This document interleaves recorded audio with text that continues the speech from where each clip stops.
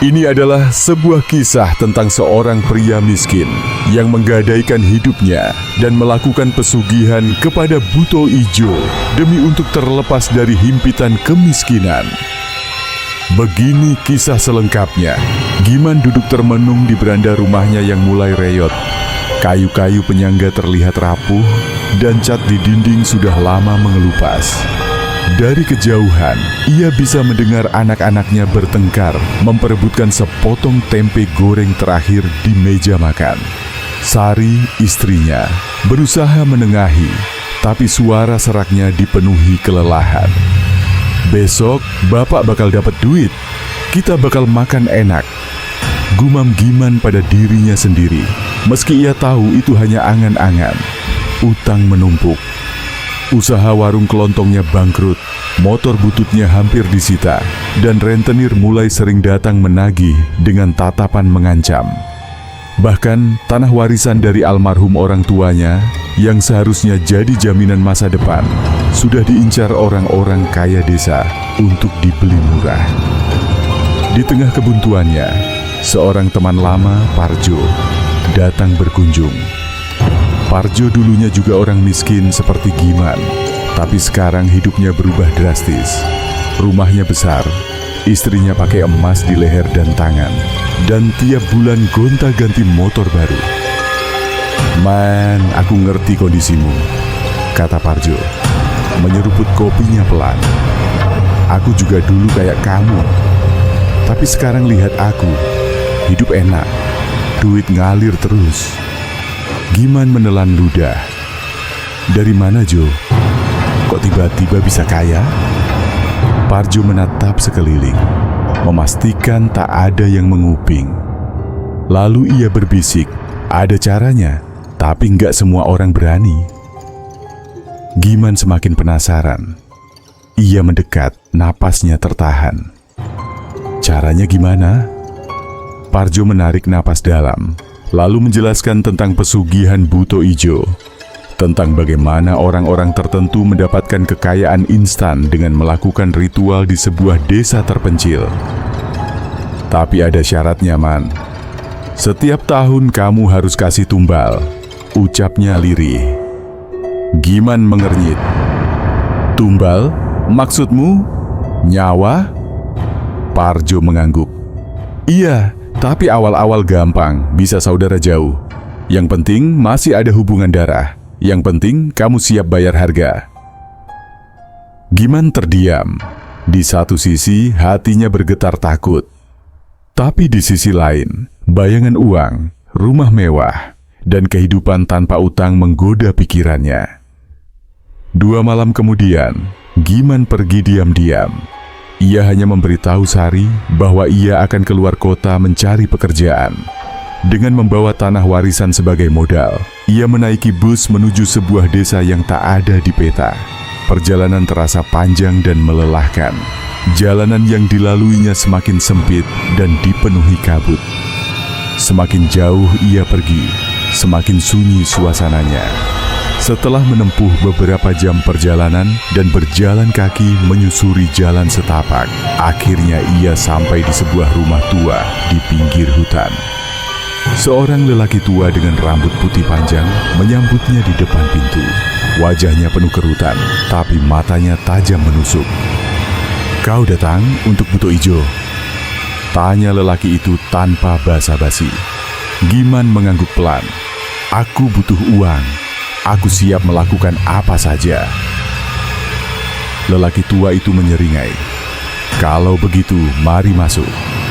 Tapi ingat, begitu kau memulai ini, tidak ada jalan kembali." Giman menelan ludah, tapi ia sudah terlalu jauh untuk mundur. Dengan langkah berat, ia melangkah masuk ke dalam rumah, tanpa menyadari bahwa hidupnya akan berubah selamanya. Giman duduk bersila di lantai rumah kayu yang diterangi cahaya remang dari lampu minyak. Bau dupa menyengat menusuk hidungnya, bercampur dengan hawa dingin yang menusuk tulang. Di hadapannya, lelaki tua yang disebut Kijoyo menyiapkan sesajen, kepala ayam hitam, segenggam beras merah, dan kendi berisi cairan yang tak dikenali Giman. "Tanah warisanmu sudah cukup sebagai mahar," ujar Ki Joyo, menuangkan cairan ke atas sesajen. "Tapi ini bukan sekadar jual beli. Ini perjanjian. Kau harus siap menerima berkah dan kutukannya." Giman mengangguk tanpa ragu. "Aku siap." Ki Joyo menatapnya tajam, seolah mencari keraguan di matanya. Lalu ia merogoh saku jubahnya dan mengeluarkan sebuah pisau kecil berukir. "Berikan tanganmu." Giman menurut. Pisau itu digoreskan di telapak tangannya. Darah menetes ke atas sesajen, bercampur dengan cairan hitam pekat yang mengeluarkan asap tipis. Ki Joyo mulai melantunkan mantra dalam bahasa yang tidak dipahami Giman. Udara di dalam ruangan tiba-tiba menjadi berat, seperti ada sesuatu yang sedang mengawasi. Kemudian, lantai rumah bergetar. Sesuatu bergerak di luar, langkah-langkah berat menggema di antara pepohonan. Giman menahan napas, jantungnya berdegup kencang. "Dengarkan baik-baik," Ki Joyo berbisik, wajahnya serius. "Buto Ijo sudah datang." Dari balik tirai bambu yang menghalangi pandangan keluar, terdengar suara geraman rendah, dalam, dan menyeramkan. Bau anyir menyeruak di udara. Giman berusaha menenangkan dirinya, tapi tubuhnya bergetar tanpa bisa dikendalikan. Ki Joyo berdiri dan berjalan ke depan pintu. Dengan tangan gemetar, ia membuka tirai bambu itu. Di baliknya, sosok raksasa hijau berdiri. Matanya merah menyala, tubuhnya besar dan berotot dengan kulit kasar yang menyerupai lumut. Nafasnya berat, menghembuskan aroma busuk yang menyengat. Giman membeku di tempat. Inilah Buto Ijo, makhluk yang selama ini hanya ia dengar dari cerita-cerita mistis. "Sebutkan keinginanmu." Suara Buto Ijo bergemuruh, menggetarkan ruangan. Giman menelan ludah. Dengan suara bergetar, ia menjawab, "Aku ingin kaya. Aku ingin bebas dari utang dan hidup berkelimpahan." Buto Ijo menyeringai, menunjukkan taring panjangnya. "Kekayaan bisa kau dapatkan, tapi kau harus membayar harganya. Setiap tahun, 1 nyawa dari keluargamu harus diserahkan padaku." Giman menatap Ki Joyo, seolah mengharapkan jawaban lain. Tapi dukun itu hanya menatapnya tanpa ekspresi. "Jika kau setuju, perjanjian ini tidak bisa dibatalkan," lanjut Buto Ijo. "Jika kau melanggarnya, aku akan mengambil lebih dari yang kau bayangkan." Kepala Giman dipenuhi kebimbangan, tapi di sisi lain, bayangan kekayaan dan kehidupan tanpa kesulitan begitu menggodanya. Akhirnya, dengan suara pelan, ia menjawab, "Aku setuju." Buto Ijo mengulurkan tangannya yang besar. Dengan ragu-ragu, Giman menjabatnya. Seketika itu juga, hawa panas menyelimuti tubuhnya. Tiba-tiba, ia merasa seperti tersedot ke dalam pusaran gelap, lalu semuanya menjadi kabur. Ketika Giman membuka matanya, ia sudah berada di sebuah penginapan tua di pinggir desa. Seolah semua yang ia alami tadi hanya mimpi buruk. Namun di sampingnya ada sebuah tas penuh uang. Jantungnya hampir berhenti berdetak saat melihat tumpukan uang kertas berlembar-lembar. Ini nyata. Ponselnya bergetar. Telepon dari seseorang yang dulu tak pernah membalas pesan-pesannya. "Giman, ada proyek besar nih buat kamu." Hidupnya berubah sejak hari itu. Usahanya yang dulu bangkrut kini berkembang pesat. Orang-orang yang dulu mencemoohnya kini menyanjungnya. Dalam waktu singkat, Giman menjadi orang terkaya di desanya. Tapi ia lupa bahwa 1 tahun akan berlalu lebih cepat dari yang ia kira. Setahun berlalu seperti mimpi bagi Giman. Rumah reyotnya berubah menjadi bangunan megah dengan pagar tinggi. Warung kelontong kecilnya berkembang menjadi toko grosir terbesar di desa. Bahkan ia mulai merambah bisnis properti dan angkutan. Orang-orang mulai menghormatinya. Mereka yang dulu memandang rendah kini menyanjungnya sebagai pengusaha sukses. Para rentenir yang dulu mengejarnya kini datang menawarkan pinjaman dengan bunga rendah. Tapi Giman hanya tertawa. Istrinya, Sari, sempat menanyakan perubahan drastis dalam hidup mereka. "Mas, kok bisa tiba-tiba kaya? Dari mana uangnya?" Giman hanya tersenyum. "Rezeki dari usaha. Yang penting sekarang kita nggak susah lagi." Sari tak sepenuhnya percaya, tapi ia tak ingin menanyakan lebih jauh. Namun, dalam keheningan malam, Giman mulai dihantui rasa gelisah. Ia tahu waktunya hampir tiba. Buto Ijo akan datang menagih janjinya.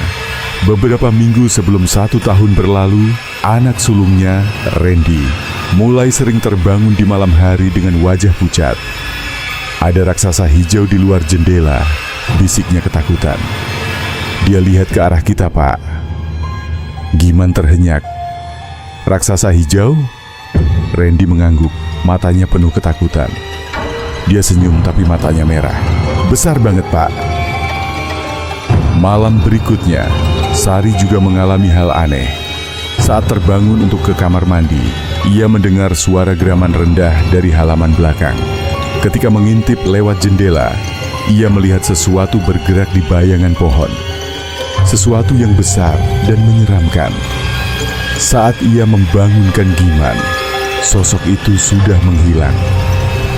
"Mas, ada yang nggak beres," bisik Sari. Suaranya bergetar. "Aku nggak suka tempat ini. Rasanya kayak ada yang ngawasin kita terus." Giman hanya menenangkan istrinya. Meski dalam hati ia tahu Buto Ijo sudah mulai mendekat. Dalam kepanikan, Giman mulai mencari cara untuk menghindari tumbal. Ia menghubungi Parjo, satu-satunya orang yang bisa ia ajak bicara tentang ini. Parjo hanya tertawa pahit. "Nggak ada jalan keluar, Man. Mau nggak mau, kamu harus kasih tumbal. Kalau nggak, dia bakal ambil sendiri, dan itu bisa lebih buruk." Giman mengutuk dirinya sendiri. "Tapi siapa? Aku nggak bisa kasih keluargaku." Parjo menghela napas. "Saudara jauh, Man. Siapapun yang masih ada hubungan darah sama kamu. Sepupu, ponakan, bahkan saudara ipar. Itu masih bisa diterima." Giman mulai mengingat daftar keluarga yang jarang ia temui.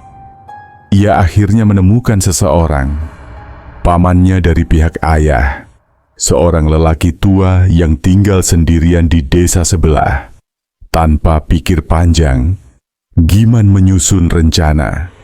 Ia berpura-pura menjenguk pamannya, mengajaknya pergi ke tempat sepi, lalu malam itu, desa sebelah geger. Paman Giman ditemukan tewas di hutan dengan tubuh membiru dan ekspresi ketakutan yang mengerikan. Giman, di sisi lain, merasa lega. Ia telah memenuhi janjinya. Atau setidaknya, begitu yang ia pikirkan. Beberapa hari setelah kematian pamannya, hidup Giman kembali normal. Bisnisnya tetap berkembang, dan ia merasa lega karena telah memenuhi perjanjiannya dengan Buto Ijo. Namun ketenangan itu tidak bertahan lama. Suatu malam saat Giman tengah tertidur pulas, ia terbangun oleh suara langkah berat di luar rumahnya. Seolah-olah sesuatu yang besar sedang berjalan mengelilingi rumahnya. Ia menahan napas. Apakah Buto Ijo datang lagi? Perlahan, ia bangkit dan mengintip dari celah jendela. Di luar, di bawah sinar bulan yang pucat, ia melihat bayangan hitam raksasa berdiri di halaman rumahnya. Sosok itu tidak bergerak, hanya diam, menatap lurus ke arah rumah dengan mata merah menyala. Lalu, tanpa suara, Bibirnya bergerak, membentuk kata-kata yang tidak terdengar. Namun Giman bisa memahami artinya. Satu tidak cukup. Giman mundur dengan napas tersengal. Keringat dingin membasahi tubuhnya. Buto Ijo tidak puas. Ia menginginkan lebih. Sejak malam itu, kejadian aneh semakin sering terjadi. Pintu rumah terbuka sendiri di tengah malam. Perabotan bergerak tanpa sebab. Sari mulai mendengar suara bisikan dari sudut gelap rumah. Suara yang terus berulang. Janji harus ditepati. Anak-anak mereka jatuh sakit tanpa sebab. Tubuh mereka panas dingin. Sering meracau dalam tidur. Menyebut-nyebut nama Buto Ijo. Yang paling mengerikan terjadi pada suatu dini hari. Sari terbangun dan melihat Giman duduk di tepi tempat tidur dengan tatapan kosong. Ia bergumam pelan, seolah sedang berbicara dengan seseorang yang tak terlihat. Sari mengguncangnya. "Mas, kamu kenapa?" Giman menoleh dengan mata merah dan lingkaran hitam di bawahnya. Dengan suara yang berat dan dingin ia berkata, "Kita harus memberi satu lagi." Sari mundur dengan ngeri. Ia mulai memahami sesuatu. Ada yang salah dengan suaminya. Dan ia takut bahwa orang berikutnya yang akan dikorbankan adalah dirinya atau anak-anaknya. Giman kembali menemui Parjo. Kali ini dengan wajah penuh ketakutan. "Buto Ijo mau lebih, Jo. Aku udah kasih tumbal. Tapi dia nggak puas." Parjo hanya menggeleng. "Itulah kenapa aku bilang, Man. Begitu kamu masuk ke dunia ini, nggak ada jalan keluar." Giman menggenggam kepalanya frustasi. "Aku nggak bisa kasih keluargaku sendiri." Parjo menatapnya dengan ekspresi serius. "Kalau begitu, cari orang lain. Sepupu jauh, ponakan dari keluarga istri, siapa saja yang punya hubungan darah denganmu. Kalau enggak..."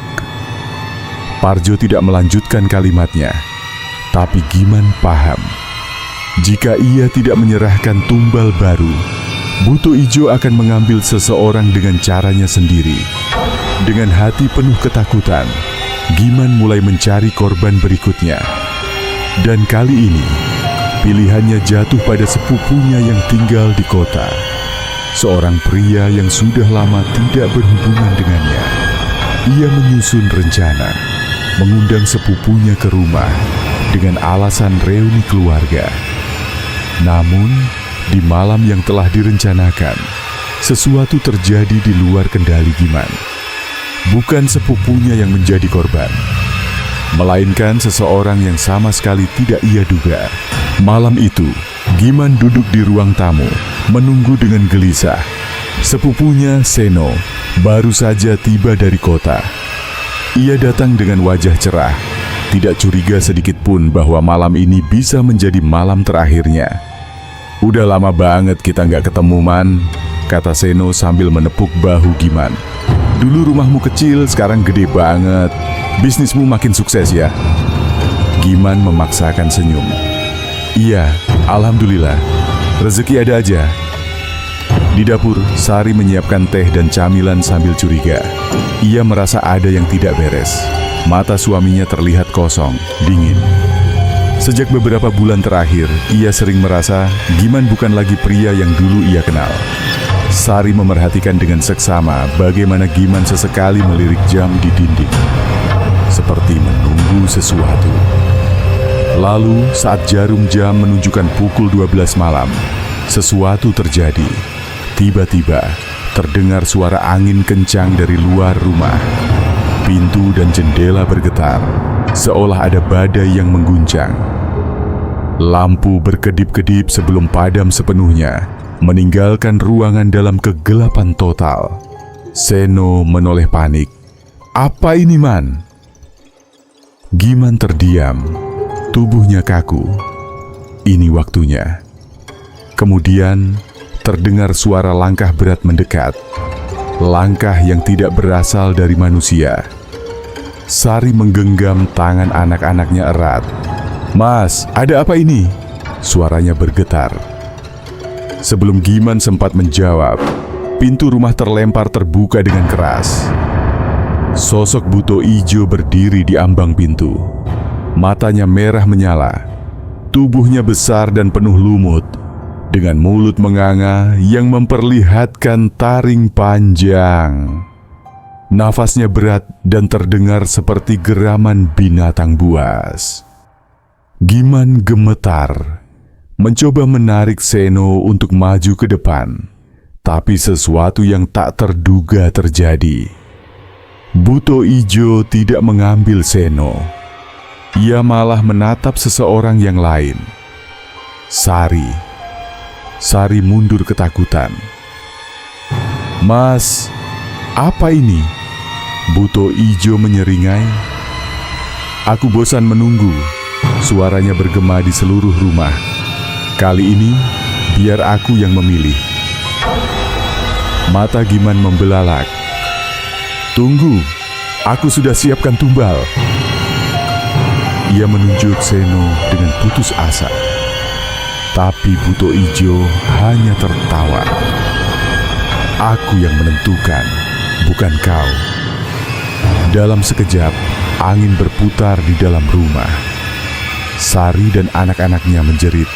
Tubuh mereka terangkat ke udara oleh kekuatan tak terlihat. Seno berlari ketakutan ke sudut ruangan, tak mampu berkata-kata. Giman mencoba menarik Sari, tapi Buto Ijo mengayunkan tangannya yang besar dan menghantamnya ke dinding. Lalu, semuanya menjadi gelap. Keesokan harinya, desa gempar. Beberapa tetangga yang penasaran karena mendengar suara jeritan datang ke rumah Giman. Yang mereka temukan hanya kehancuran. Rumah yang megah kini hancur berantakan, seperti habis diterjang badai. Pintu dan jendela pecah, perabotan berserakan, dan lantai dipenuhi jejak kaki besar berwarna hijau lumut. Di tengah rumah, Giman ditemukan tergantung di langit-langit dengan mata melotot dan mulut terbuka lebar, seolah dalam ketakutan luar biasa. Sari dan anak-anaknya menghilang tanpa jejak. Seno, satu-satunya saksi, ditemukan bersembunyi di bawah meja dalam kondisi setengah gila. Ia hanya bisa menggumam, "Raksasa hijau, dia datang. Dia mengambil mereka." Sejak hari itu, rumah Giman ditinggalkan kosong. Tidak ada yang berani mendekat. Malam-malam tertentu, beberapa warga mengaku masih melihat bayangan hijau besar berdiri di atas rumah itu, menatap ke arah desa dengan mata merah menyala. Dan hingga kini, tanah warisan Giman tetap tak tersentuh karena semua orang tahu ada dosa besar yang tak terbayar di sana.